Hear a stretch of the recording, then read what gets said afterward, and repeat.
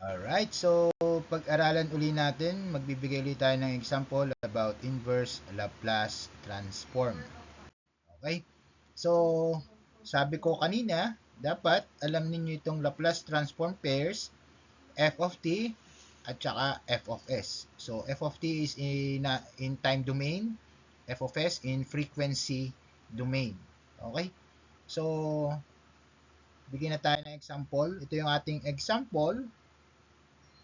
Find the inverse Laplace transform of f of s equals 12 times s plus 1 times s plus 3 all over s times s plus 2 times s plus 4 times s plus 5. So kapag kaganyan ang ating mga given, ibig sabihin tayo ay merong uh, roots are real and distinct. So meron tayong real and distinct roots. So overdump ang tawag po natin dyan. Okay? So let's solve for f of t. So first, we will get your partial fraction. K1 over S plus K2 over S plus 2 plus K3 over S plus 4 plus K4 over S plus 5. Okay. So, kapag ganyan na po, isolate lang natin si K1 para makuha natin yung value ni K1. So, K1 is equal to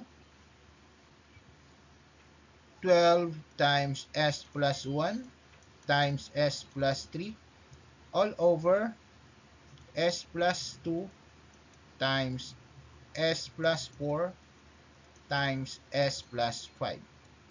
And then let S is equal to 0. So this is equal to 12 times 1 times 3 all over 2 times 4 times 5.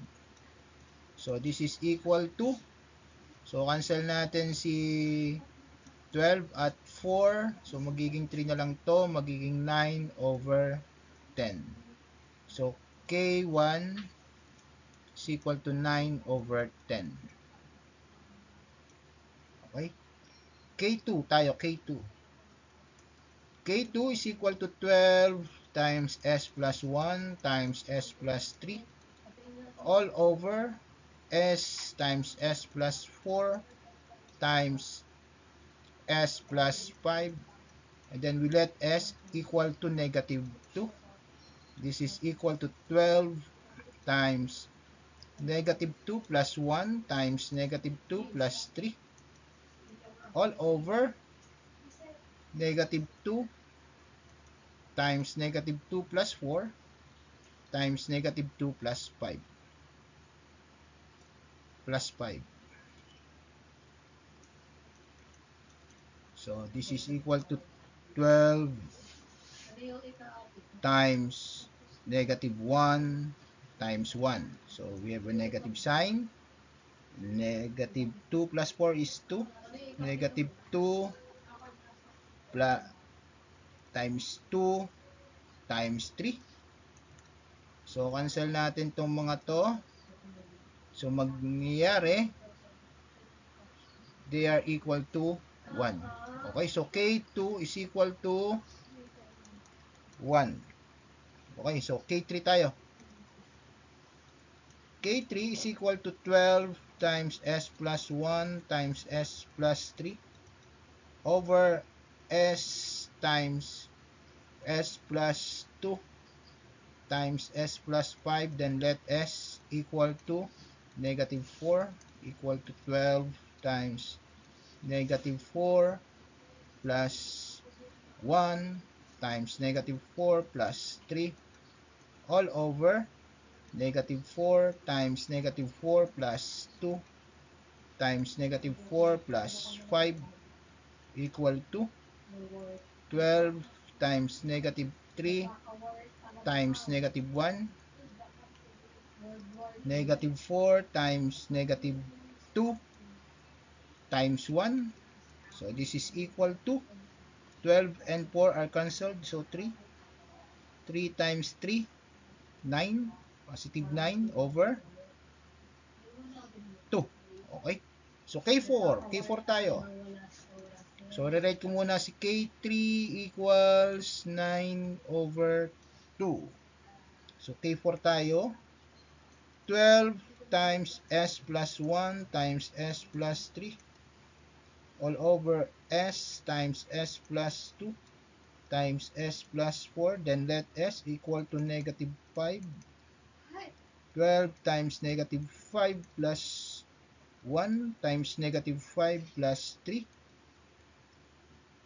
over negative 5 times negative 5 plus 2 times negative 5 plus 4 equal to 12 times negative 4 times negative 2 over negative 5 times negative 3 times negative 1.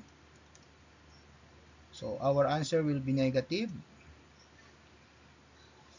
Cancel yung 12 and 3. Magiging 4 na lang siya. 4 times 4, 16 times 2, 32 over 5.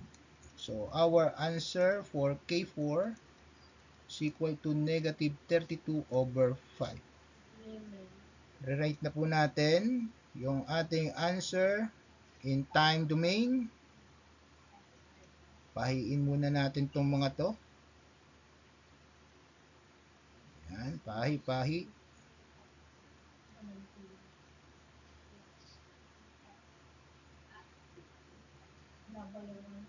Okay.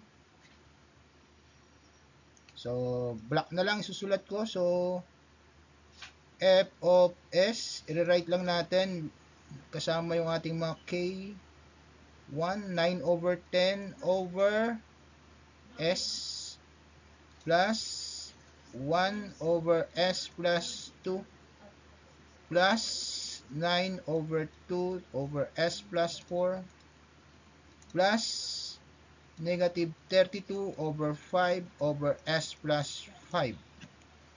Okay? So, our answer, f of t is equal to 9 over 10 plus e raised to negative 2t plus 9 over 2 e raised to negative 4t minus 32 over 5 e raised to negative 5t. So, this is our final answer. Alright? So, thank you.